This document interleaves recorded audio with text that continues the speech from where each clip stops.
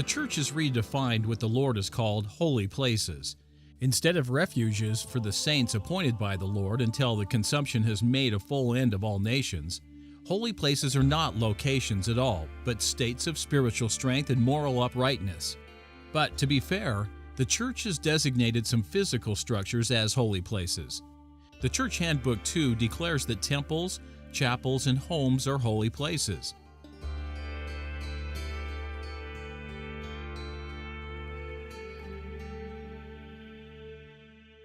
Even so, the church has misunderstood the purpose of the Lord's holy places.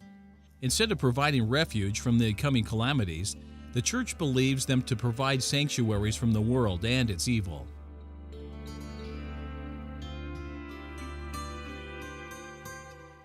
Nor is it the attendance of the Spirit that makes holy places holy. They are holy because they have been set apart from the world by the Lord as Zion.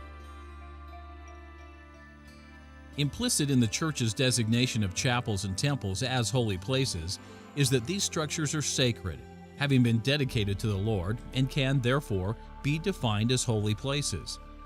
But what the church appears to forget or simply miss is that holy places are for the sole purpose of providing a gathering point for the saints. But if chapels and temples are truly holy places, then how are the saints to gather in them and then stand in them until the coming of the Lord?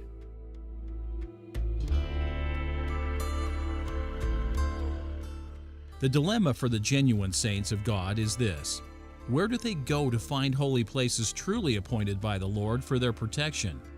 If the present stakes of the church are not holy places appointed by the Lord, and the church handbook makes no such claim, then what is to be done?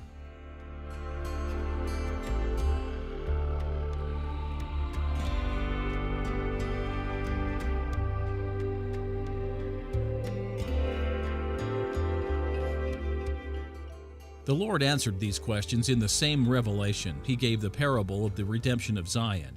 He has all flesh in His hands, and He will save and comfort His people.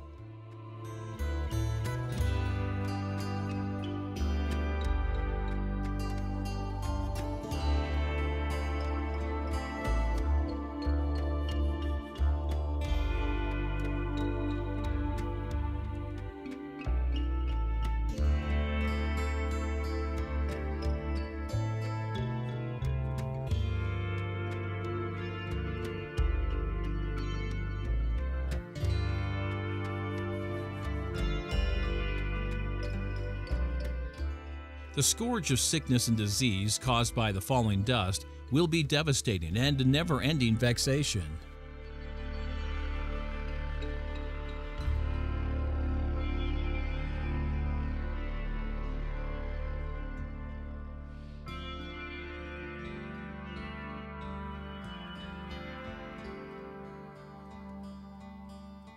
The Lord will continue to scourge until the world is empty of its inhabitants.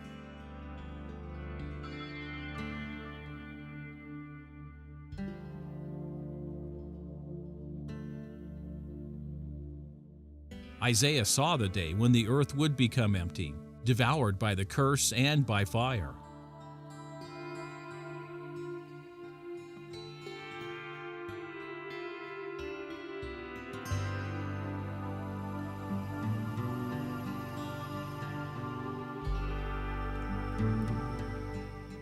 With the cleansing the earth of its human population, the nations of the world will effectively come to an end.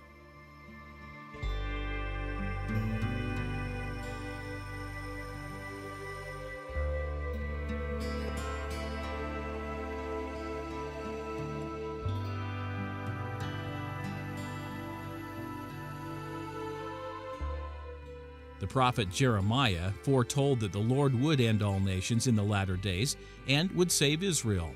Even so, Jacob would be corrected and punished.